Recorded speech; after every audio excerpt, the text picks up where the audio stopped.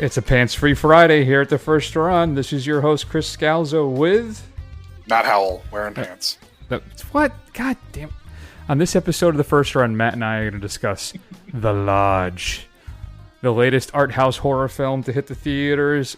It has been a hit and miss, mostly miss horror holiday season. There's been a lot of horror movies so far this year because they're cheap, pretty quick to make. Usually don't need a big star, and you can usually quick a turn profit. I like to say. Some people say turn a quick profit, but those people are elite snobs. So you're going to share our feelings about The Lodge. Our martial arts marathon is back, Matt, and we're going to discuss first off out of the gate, the legendary Weapons of China, starring Mr. Gordon Liu. Well, I don't know if it stars him, but he is definitely in it. We'll tell you what's coming up on your big home video picks, featuring the streaming and straight-to-DVD picks of the week. I like to say the word picks. And then finally, I'm going to have another pick of Who Dat, where Matt and I will do our favorite role-playing pick game, where we're going to pick different people to be, and then you can pick which one you like the best, and we're going to answer as that person pick.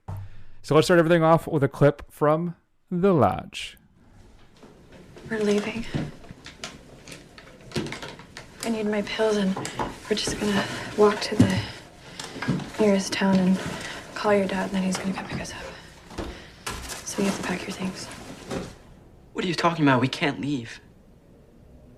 It's not up for discussion. Look outside, Grace. That's crazy. We don't even have our jackets. We're not going. I'll go alone. You won't make it.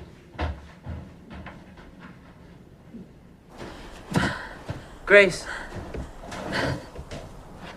Grace.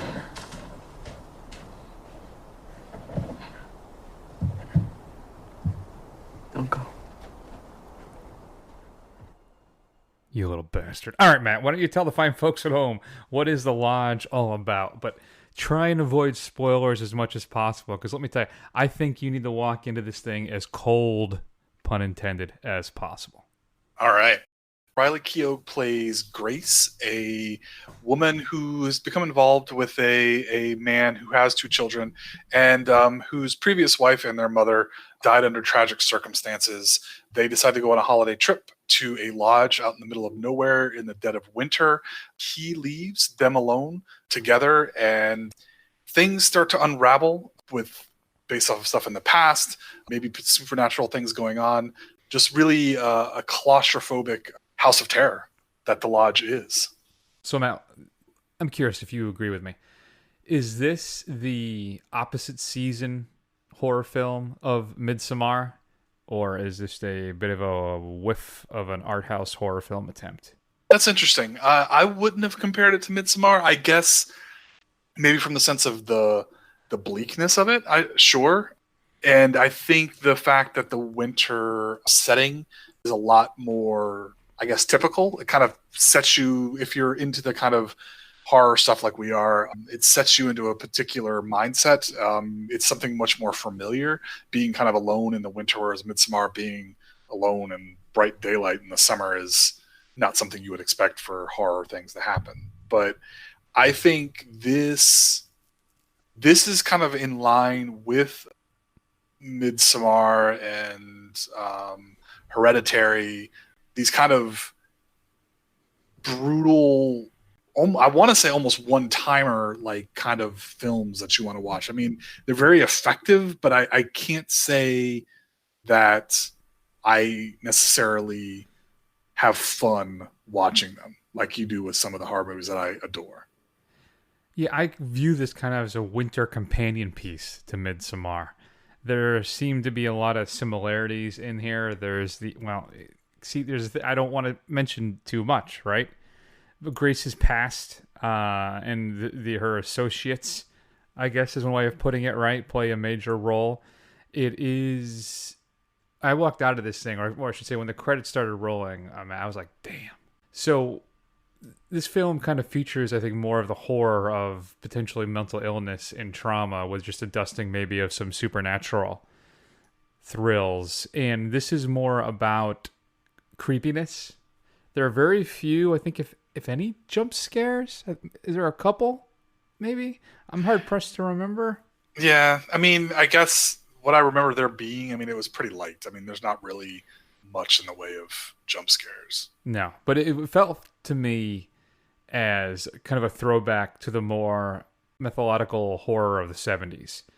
Particularly too in its set design, right? And you remember how much we loved It Follows and how the creation of that world, everything just seemed a little off, right? And I got that same feeling here, like when the mom is visiting her estranged husband at the beginning of the film, and the way the kitchen is there, and how almost the doorways are cut out to kind of get to him. There's little touches like that, right? This whole thing that this is from Veronica Franz and Severin Fila, who did What's the Matter with You, Mommy? Or what is it, that horror film I still haven't seen that's supposed to be actually quite good about the woman. Good night, Mommy. Yeah, thank you. Yeah, where she comes home from some kind of accident or some kind of medical thing and she's covered in bandages and her kids don't believe it's actually her. Right. And so I think it's got a lot going for it, but it is mostly atmosphere. And it's really kind of like the storm and the winter it's in, I really feel it kind of gets into your bones. I felt it may have been a bit derivative at times, aping a bit of the slate of A24 horror films from the last couple years, particularly Ari Aster's films, as you mentioned before. But when the turn hits, when the prestige, if you will, right, hits you and all your suspicions, that everything that you've been concerned about, everything kind of pops, then at that point I think you're all in. I think the only critique I have of it is it takes maybe a little longer to get there. I know we're trying to build this something, right, and establish this environment, but maybe it runs a little longer to do that than it should. And I want to praise Riley Keough. I think she turns in a fantastic performance about a woman who's slowly losing her grip on what her reality even is. Is it all in her head? Are there other things going on? Possibly supernatural influences?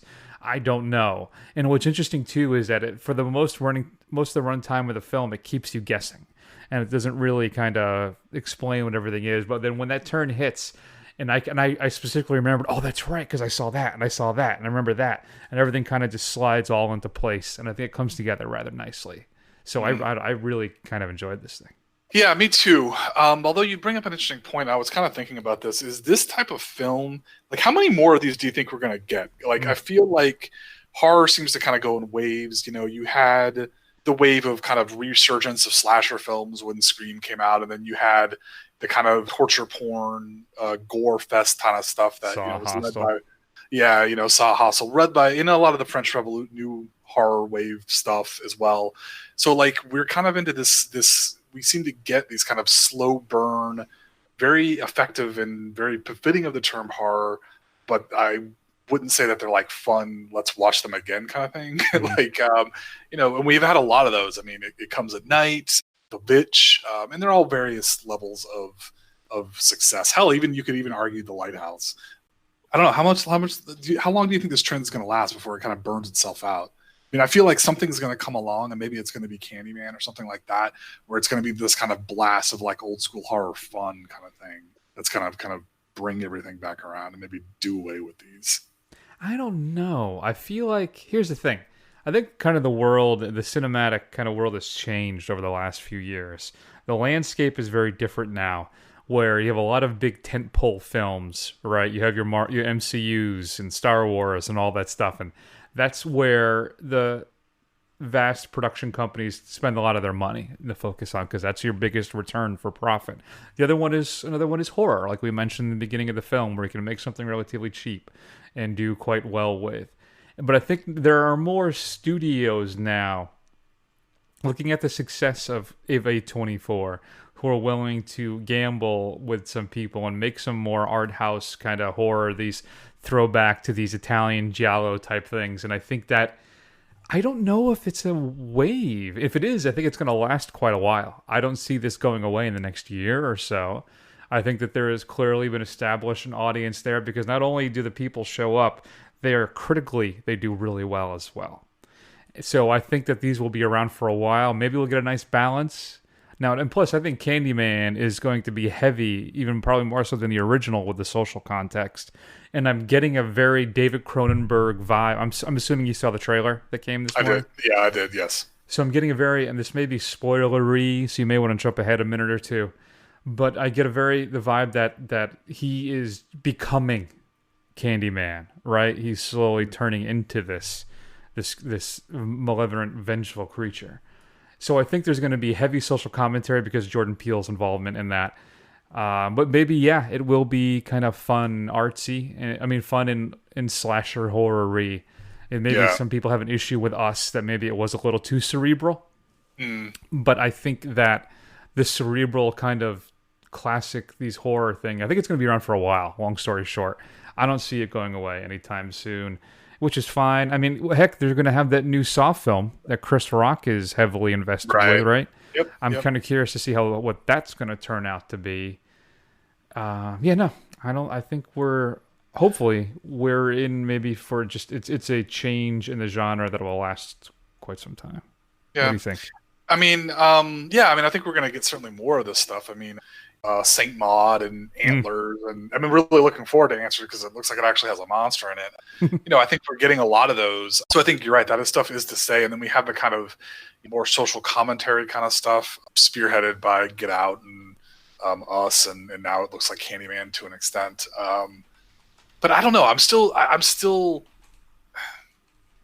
kind of waiting for that. As much as I enjoy these films, they're not ones I want to keep revisiting. I mean, the last one I think I could say that's true is maybe It Follows or maybe the Vitch. Yeah, I don't know. I'm still kind of they're just all been lacking something for me. Like I enjoy them for their various reasons, but it's not like I'm ever gonna put that on and watch that on a Saturday afternoon or something like that. Well, I've watched Midsommar 3 times so far. I don't. That says something about you. I don't know what it says, but it's not good. Well, first was the theatrical, then I watched the director's cut, and then I've watched the director's cut again. I haven't watched Hereditary since. I own it, but I haven't watched it since. I can't get myself to get there. So I see what you're saying. But I don't need to see a House of the Dead anymore either. Your 90s, early aughts horror films that were just atrocious. Right. I feel like maybe we've gone past that now. I mean, horror will always be the redheaded stepchild of the movie genres. It'll never get the due it gets. I don't know if we'll ever get. Well, I don't know if we'll ever get another like Exorcist where that'll actually be in the running for Best Picture. I thought maybe Midsommar Hereditary could. I don't know. I'm fine if the Blood Rains, all the Yui Bowl, over of films, that kind of stuff. Maybe if it gets churned out and you're straight to DVD kind of pick stuff. Yeah. But I don't need to see, I don't need another Resident Evil film. I don't. Yeah. And you know what? I mean, honestly, even the kind of churn out stuff that we've seen, like Underwater, it's been pretty fun. So, maybe it's just bring everything up. Maybe everything is just coming up. Yeah, why not? I think we're past, well, you never know, but I'd be funny if we saw stuff we used to see when we were younger. Like, there's always 2 films at once, right? Like the volcano movies. Right. There's the hurricane storm movies. There's the what you just said. What did you say? What? Scream? No. There was another thing that popped into my head. There was a horror film. Leviathan and Deep Star 6. Oh yeah. There's always this because that was off of the Abyss. So right, is what prompted those. Mm-hmm. So I don't know. We'll see. What are you giving The Lodge? Any other thoughts beforehand? What do you think? No. I mean, obviously we managed to eke out a pretty good discussion here without saying too much about the film. So I'm pretty proud of us right now. Yes. So I'm going to give the Lodge a B. I think it's heavy. It's well done. It's, again, I've said this a lot lately. It's definitely not for everybody, but I think if you can get into its headspace, you can enjoy it. But you know what? It's a tough sit. Yeah, I'm giving it a B+. I think mostly on the strength of Raleigh Keough's performance and just the overall sense of menace that permeates this film. And by the way, that was Alicia Silverstone, in case you were wondering. I wasn't 100%. Well, I looked it up. Pulling up my notes for the show. Mm-hmm. If you get a chance to see The Lodge, we would love to hear your thoughts. Shoot us an email at feedback@thefirstrun.com. Another hit for Neon. Listen, Neon Pictures, who did Parasite last year, they have hopefully we'll be able to work it in the next couple weeks, Portrait of a Lady on Fire, which was my second favorite film of the year. And now they have The Lodge. They are on quite a little streak here. So, 1-2 punch of A24 and Neon. Who's going to reign supreme? There it is.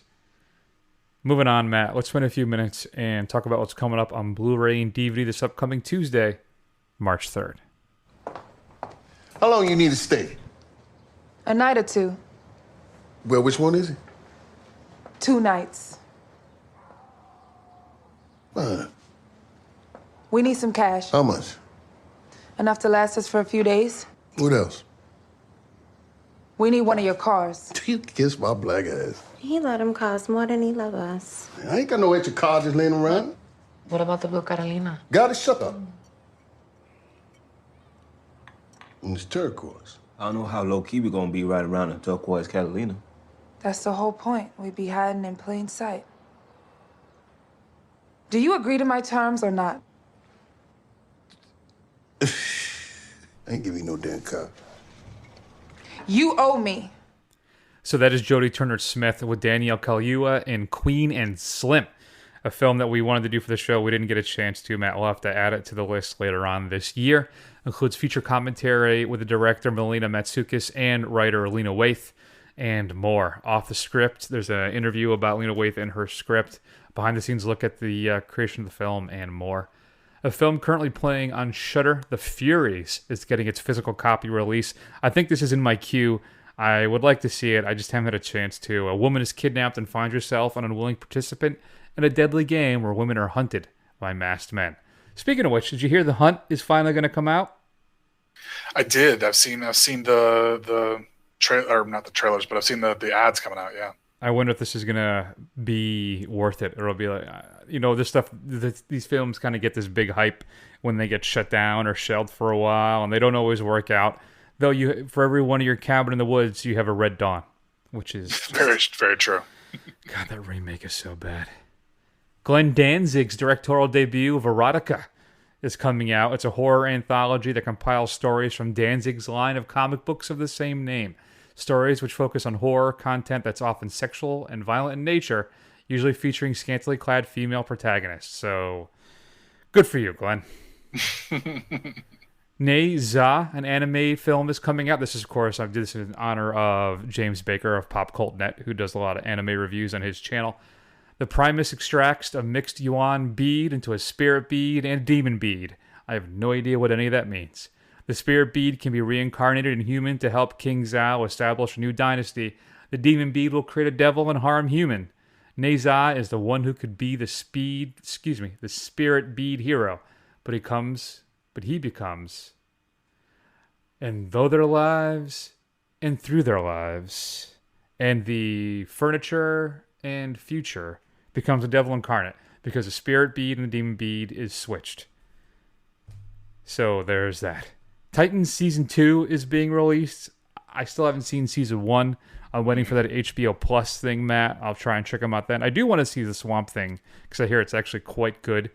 And it did so well with word of mouth, I think they're actually thinking about making a movie now. New to Blu-ray, Robert Altman's Kansas City is being released. A pretty good movie with a fantastic score, with a bunch of modern jazz luminaries at the time. It's one of my favorite soundtracks of all time. It is just, if you like jazz at all, that thing rocks. Some 4K releases for the first time. Some Pixar films are coming out. Matt, Wall-E, Monsters, Inc., Monsters University, Up, and A Bug's Life, all being released in 4K. All exclusive Best Buy Steelbooks as well. And Matt, I did not grab a streaming pick of the week. I am doing a horrible job today. Why don't you tell us? You do the streaming. I'm straight DVD. See what I mean? Yeah. Things are not going well. So you tell us what we should be renting this week online, and I will solve the mystery of the straight to DVD pick of the week. All right. So I'm going to recommend a movie that I have not seen yet, but it's been talked about a lot by people that I respect, including, believe it or not, my esteemed co-host, Chris P. Descalzo. Hey. The Farewell is available for streaming on Amazon Prime. I'm starring Aquafina, about a Chinese family whose matriarch grandmother is diagnosed with cancer, and they decide not to tell her. And it's really just the kind of path that happens as that progresses. So I hear it's excellent. I was excited to see it's up there, and I'm looking forward to finally catching up with it. Yeah, one of the best films of the year, a true snub at the Oscars. I think it was in my top 10. I'm blanking right now where it landed. So your straight to DVD pick of the week, this is how good I am, man. I pulled it up like that. You know why? Because I actually had it written down, and for some reason it disappeared from my notes. Two Graves in the Desert. A man and a woman awake to find themselves tied and gagged in the trunk of a pickup truck. It soon becomes clear They've been kidnapped and taken as hostages. Their two kidnappers have their own agenda, though, Matt, and it's not a pleasant one. Starring Billy Baldwin and Michael Madsen. If you need your straight-to-DVD picks, you can't really go wrong with some Michael Madsen. All right. Let's get the show back on track, Matt, and spend a few minutes talking about the first film in part 2 of our martial arts marathon, The Legendary Weapons of China. Quite fast. I... Hey, they can't kill you. Hey, I've never had enemies. Why should anyone want to kill me? Because you're Lei Kung. I'm Lei Kung? Yes. Because you were immune to both guns and knives.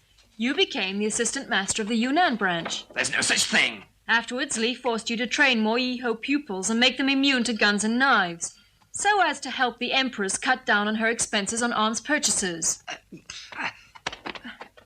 Young man, don't say such things. You'll be beheaded. You knew the power of the Western guns. Even if one could learn pugilism, one could never be immune. You did not want to see your pupils sacrificed, so you dissolved the Yunnan branch. I don't know what you're saying. Hey! Li knows you're hiding in Guangdong. He has sent men to kill you. Is that so? I'm like you. I'm against the acts of Li Lianling. Young man, I'm not Lei Kung. They're gonna kill you tonight. Man, that's impressive. That's just right out there. They're going to kill you tonight. So I don't really have to tell you what this movie's about because you just heard it. Yeah, that's very true. That is a total synopsis of this film, which I appreciated because I got to admit, halfway through this thing, I had no idea what the hell is happening. I'm glad because I was right there with you. Now I will say, as we start this new marathon, now most of these I haven't seen. They're just ones I had heard of and never was able to catch up with. So this is the one of the ones I had never seen. And like Chris said, about 30 minutes into this, I'm like, what the hell is going on? Is there like a story in this? Like I think like the first like maybe 10 minutes of this are completely silent. It's just guys fighting and you don't know what the hell's going on. Yeah, so, and there's 18 weapons, I guess what it is, and you're trained in all 18, but they're also impervious to blades and guns, as you heard, but it's so all these rival gangs, armies, clans... Yeah, let's say clans. ...are sent to dispatch this guy. And at some point, they all call him Uncle You, for some reason I don't quite understand, and they also use the term pugilism a lot. Yeah. So much so that it's one of those when you start to say it over and over again, pugilism. It loses its meaning. And it's not like they're boxing per se, but they say boxing a couple times too. Yeah, they do, yeah. So the translation there is a little off kilter.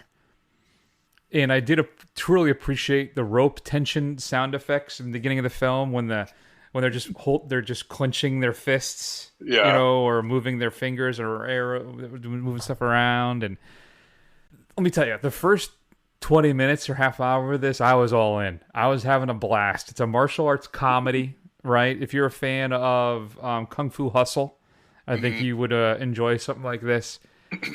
But then it kind of loses steam, and it doesn't work as well. There's particularly one scene where there's some kind of ventriloquist martial art that is wholly ridiculous, and that particular part goes on entirely too long, and it doesn't really work at all. And then there are rocket swords later, I think, or rocket blades, knives. Right.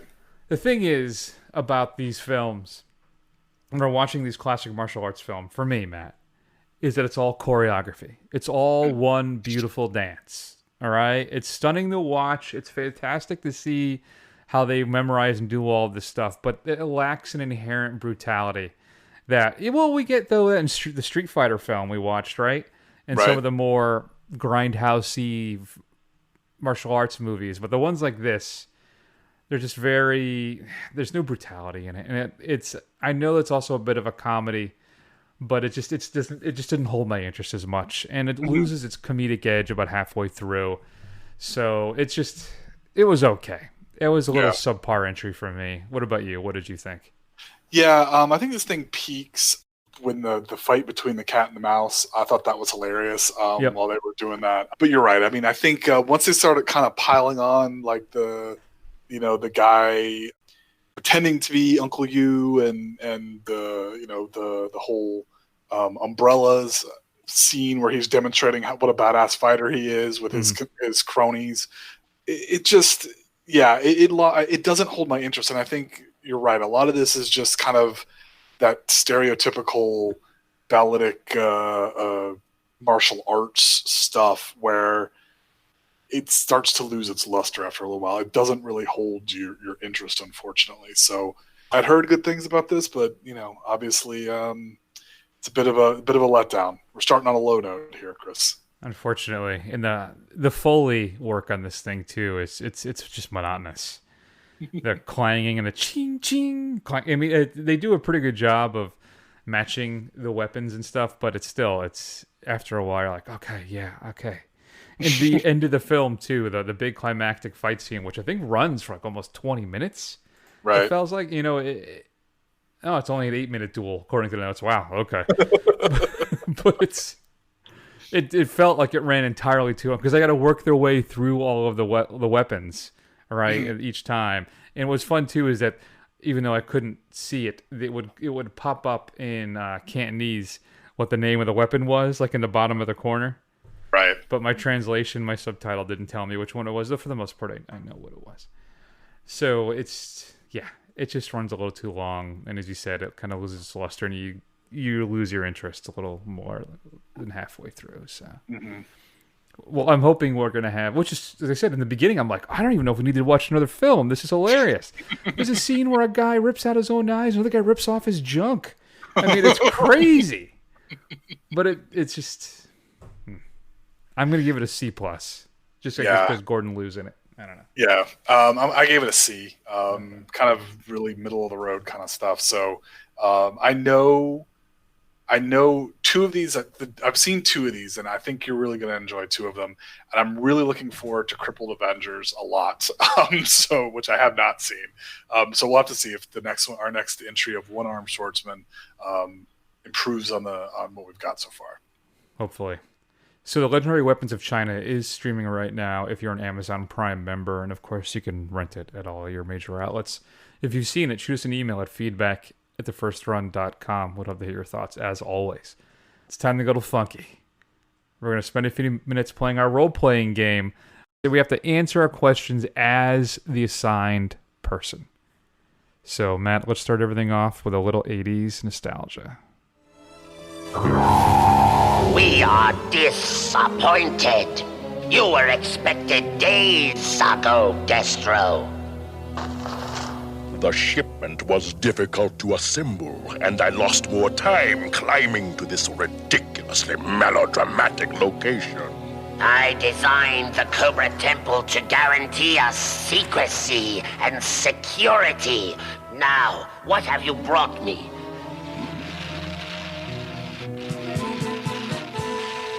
Yes, truly exotic substances, Destro. But will they work? Raise the mass device!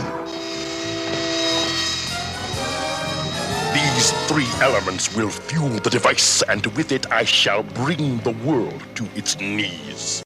Whoa, that ended kind of abruptly. You know what I never understood that? Is Destro is supposed to be Scottish, Is he? Yeah. How does he? I'm just more concerned. I mean, how does he breathe in a moving metallic helmet? Like, how does he get that thing off? Yeah, I don't think he. I think originally he doesn't and can't. Oh, okay. Like it's like a family trait when you become the leader of the clan. You have to put this thing on, and it's like almost, it's like Man in the Iron Mask type of thing where it's it's baked or whatever it would be onto your head. Though you're right that you are able to still speak through it. It's weird. I don't know. I think I hate to say it, the G.I. Joe movie kind of handled that pretty well. Oh, okay. The Destro, because it was all the micro. What do you call those things? Nanotechnology, nanites or whatever. Who cares? So that was a clip, obviously, from the G.I. Joe animated series, the original miniseries with the mass device. I think it was about four episodes. I don't know. I loved that when I was a kid, though. So, Matt, you are Henry Golding. Okay. You play Snake Eyes in the G.I. Joe spin-off movie coming out in October. Convince me that Snake Eyes is going to be good and that I want to check it out. Because I'm going to be honest with you, Hank. Those first two G.I. Joe movies are not good. Listen, Chris. Oh, let me just... I want to refresh your memory on a couple things that may color your response. Okay, please do. All right. In case you may not be aware. Okay. Iko Uwais plays the Hard Master, his trainer in this film. Okay. And Samara Weaving plays Scarlet.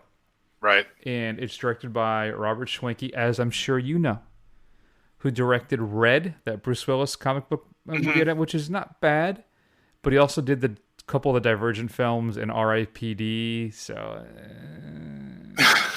okay, so go ahead. We all know that the best part of G.I. Joe was Snake Eyes. The whole Snake Eyes Storm Shadow thing is fantastic. Even the completely silent G.I. Joe comic book from the 80s, that particular issue is just legendary, and stars our girl Scarlet as well in that piece. So I'm really confident that if we focus on the just kind of the principal things that people are interested in, and not getting into kind of the ridiculousness of G.I. Joe and Cobra as the broader appeal, that this will hold weight. I think Samara Weaving, she's a lot of fun. People like her. I think you're going to be pleasantly surprised. I will see. So it serves as the origin for Snake Eyes. Baroness is going to be in it as well. Storm Shadow, of course, is in this film. So, man, that's such a great name, too. Storm Shadow. Who plays the Baroness? Ursula Corberto. Okay. I'm not familiar with her, unfortunately. Okay. Yeah, me neither. But it's... I don't know, man. I do not know. I have not been... I wonder if Henry Golding is his face. I mean, because Snake Eyes doesn't talk; he's basically mute, and he's never takes his mask off. So that will be the end. That will be the end. Okay. I think he will talk. He will be Henry Golding throughout, and at the end, when he becomes Snake Eyes. Now, what was it again? Because I can't remember the story. I know he suffered a lot of burns, right, from saving somebody or people. Right. May have even been Scarlet. But I remember him being so burned that he couldn't speak anymore, but I also thought it was he took a vow of silence because of the betrayal of Storm Shadow or something. Yeah, I don't know. I'd have to look it up. I really don't. I was never as deep on the G.I. Joe lore. My wheelhouse was more giant robots in the 80s. Fair enough. So if you know the G.I. Joe origin stuff, particularly with Snake Eyes and his silence, shoot us an email. So... yeah, I don't know. I don't know if you pulled me over to this. I mean, listen, Snake Eyes is easily the coolest out of all the G.I. Joe characters. I don't think you can make an argument for anybody else. I mean, he was the commando. He had an Uzi and a sword. Come on. And he had the wolf at one point. That's right.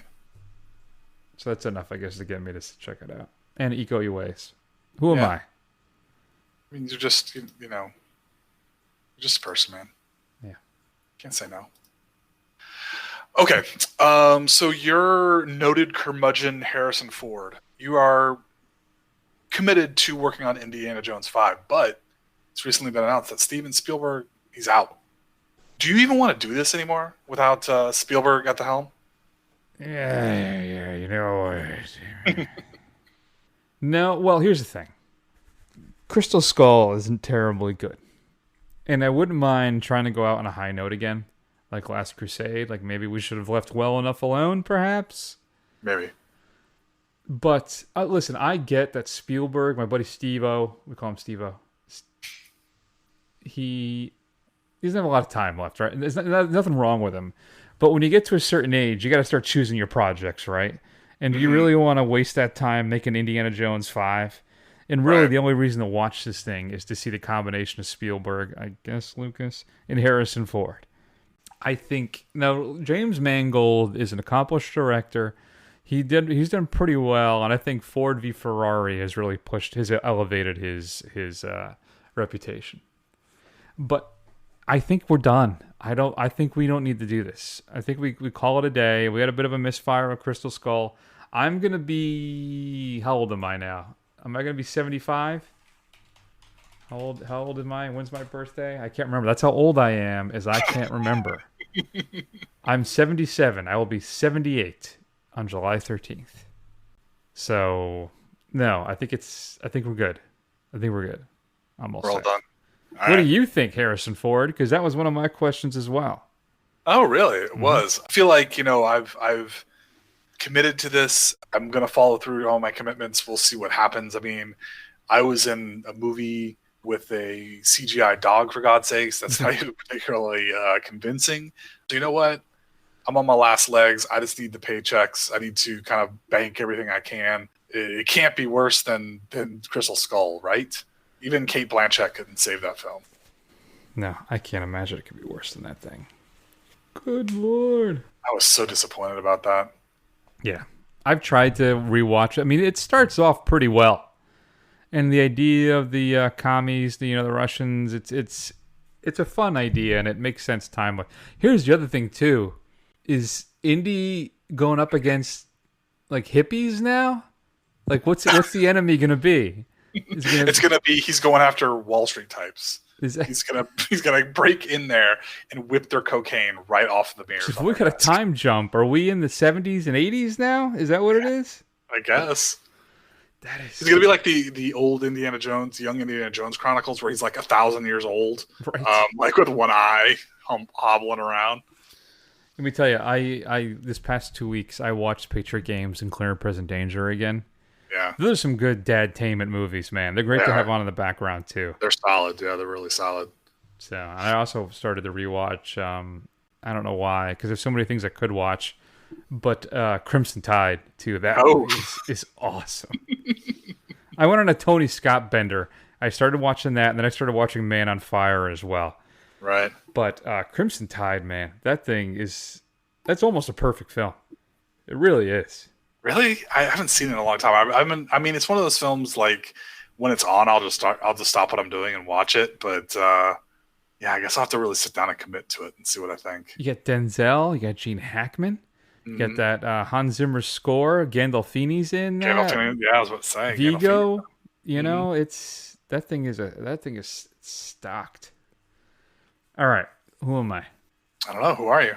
Well, you're next. I just gave you. That's right. Your hair. Okay, so you're Cary Fukunaga. With No Time to Die's almost 3-hour runtime. Yeah, I have the same question. Go ahead. For you. Okay. Is this thing too bloated to be an effective action movie? All right. Now, my version of Cary Fukunaga is going to say no. Now, the previous longest film, I believe, is On Her Majesty's Secret Service, which is, if you put Sean Connery in it, the greatest Bond film of all time. Now, it's still solid with my boy George Lazenby, but it is. No, we're telling a big epic story, all right? If you can sit there for 3 hours and watch Avengers and sometimes sketchy CGI, you can sit here for 163 minutes and watch Daniel Craig's swan song in what will be a thrilling, action-packed, beautifully shot, long takes, I'm assuming, betrayals, stuff. And it's James Bond. You're going to love every minute of this thing. I'm telling you, man. This thing is going to roll. There's going to be heartfelt moments. There's going to be sensitivity. There's going to be explosions. You're going to have a blast. This thing's going to blow by, and you're going to love every minute of it. Trust me. It's going to be great. Same question to me? Epic. An epic Bond film. Yes, same one for you. Okay. So I'm got to be honest with you, Chris. I'm a little nervous. I'm a little nervous that I didn't show enough restraint, that I took the opportunity to kind of run on this big stage and produce something that may drag a little bit. I certainly don't want another Quantum of Solace on my hands where it's nigh incomprehensible. I don't really want the disappointment of a Spectre. So I think we'll see. But at the same time, Casino Royale was actually pretty long for a Bond movie. It's really actually longer than you think. So I think we'll be okay. But I'm a little nervous. Yeah. Just come on the journey with me. You know what? OHMSS was the longest until the Craig films. Skyfall, Casino, and Spectre were longer. Skyfall, then Casino, then Spectre. Quantum of Solace actually was rather short. I think it was like an hour 40. But, 147. Wow, almost all of Craig's films have been the longest. That's interesting. And this is only, what, 2:43? This isn't that much longer than Spectre, actually. It's only a few minutes. Oh, really? So. Oh, boy. I don't know, man. You know how Spectre turned out. Well, I did a little tweet about that. This because I don't know if you've seen the little they have a new little trailer focusing on Blofeld. Yeah, I saw that. Yeah, we got some likes on that one because it's true. You didn't need to make him his adopted brother. You didn't. And you know what? And maybe if you hadn't padded out the runtime, maybe they would have left that out. Oh, that would have been That's awesome. what I'm saying. That's all I'm saying. Have you heard the Billie Eilish song yet? No, I haven't. Time to Die? No. It's pretty good. Is it? I'm on the fence. It may be one of the better Craig ones. I still don't know which was my favorite Craig one. Might be Casino Royale. Maybe Chris Cornell. Yeah, I don't know. Wasn't the Adele one the biggest hit though? Yeah. She Skyfall? did Spectre, I believe, right? So. I thought it was Skyfall. Did she do Skyfall? I thought it was. Was it Sam? What's his name? There did Spectre. The writing's on the wall. Yeah, you're right. You're entirely right about that. Now, I'm still curious what they're going to do with Bond after this. I'm terrified. I mentioned last week's show. I am terrified that they're going to go with the old fan theory that James Bond is a code name you pass on from agent to agent. Okay, they're actually going to do that with the next film because they rebooted and now he's in this film. He's retired. From what I understand, too, there's a time jump from Spectre to this film of a few years. Okay. So, what is it? Do they reboot? They're going to reboot again? What do you think? Are they going to reboot again, Matt? It's only been 14 years. I mean, I would think yes. Or you know what? I mean, James Bond was always one of these things where, like, the continuity of it didn't really matter to me. Like, it didn't seem like it was anything to worth to kind of pay attention to. It's just like you had one. It almost is like anytime you get a new actor, it's a soft reboot, and you just kind of go with what they give you. It doesn't. That's how it's always seemed to me. So it doesn't seem to be like it'd be that big a deal, you know? I guess, but they've never played into him being retired for like 2 films either. Right. Yeah. Well, we'll see. They'll figure it out. Yeah. I just don't want to. I don't want it to be a codename thing. I don't know. It just cheapens it for some reason for me. I don't know why. It just doesn't sit right with me. It'll be James Bond Jr. You're gonna have what's the guy? What's Eggsy and from the Kingsman? He's suddenly gonna be James Bond Jr. There you go. Taron Egerton. There's gonna be like 100 James Bonds from all of the womanizing he's done. He's got illegitimate children all over the place.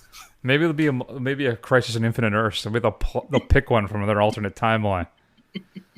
Nope, I'm calling it now. They're gonna have James and Jane Bond. They're gonna put them all on an island, and they're gonna have to fight it out to become the next 007, Battle Royale style. So I wanted Tom Hardy to be the next Bond, but he's already 42. I think he might be out of the. I think they're gonna want to go younger. Yeah, I think so. Because how old was Craig when he was in his 40s when they took over, right? I think so. So Casino Royale came out in 2006, right? And Craig is born in 1968. So do the math, folks. Let's go, everybody. Do the math. 2006 minus 1968. He was 38. Okay. Interesting. All right, who do you want to be when you grow up? Shoot us an email at feedback@thefirstrun.com, and we'll work it into a Who Dat segment. Matt, we usually don't like to plan these things out because we want to surprise each other. It's true. Big swing and a miss this week. We both had the same things twice. Oh, well. I think it was still relatively interesting. Yeah, I thought it was pretty good. Coming in next week, Matt, is Lee Wannell's The Invisible Man. The Universal Studios Dark Universe does not continue, but it kind of continues. They shuffled the property off to Blumhouse, and this thing is getting rave reviews. Really? And I'm really looking forward to it. Praising Elizabeth Moss's performance as well. We'll talk about it next week. We'll be discussing The Invisible Man. And then the second film, Matt, in our martial arts marathon, which is what again? One-Armed Swordsman. Now, for you following along at home, it's on Prime, But be careful, and this goes to you, Chris. We want the one from 1967, not the one from 1976. The one from 1967 is the one you want. Oh, brother, how am I going to keep this all straight? All right, we'll do. And yeah, there's a lot of stuff coming up. We still got to figure out Portrait of a Lady on Fire. I don't think we're going to see Emma. I'll have to work it in later on in the year. That's going to be the big show for this week.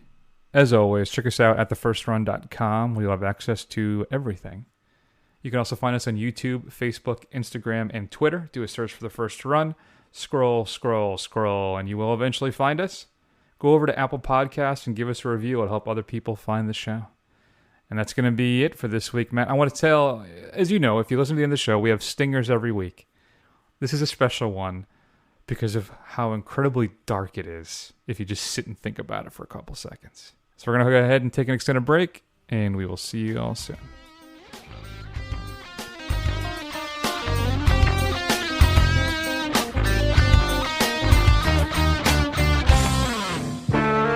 Is your mom there? No, I'm home alone. Well, you won a prize. What's your address? 42 Oak Street. Hey, Roblox, some stranger's bringing me a prize. A stranger, huh? All he wanted to bring you was trouble. Remember, never tell anyone you're home alone and never give anyone your address. I'll say Mom can't come to the phone. Smart thinking. Now I know. And knowing is half the battle. G.I. Joe!